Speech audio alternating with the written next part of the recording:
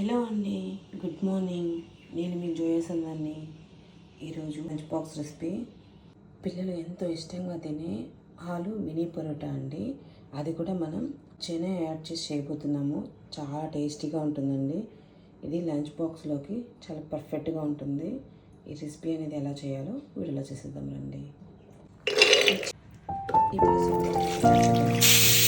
వరకు wheat flour కొద్దిగా salt add చేసుకుందామండి. ఆనియన్, పచ్చిమిర్చి, కొత్తిమీర, సాల్ట్, పసుపు, జీరా పౌడర్ అండి. హాఫ్ లెమన్ కూడా వేసుకోండి. ఆలుని దీంతో స్టఫ్ చేసేసుకుందాం. మనం దీన్ని ఫోల్డ్ చేద్దామండి.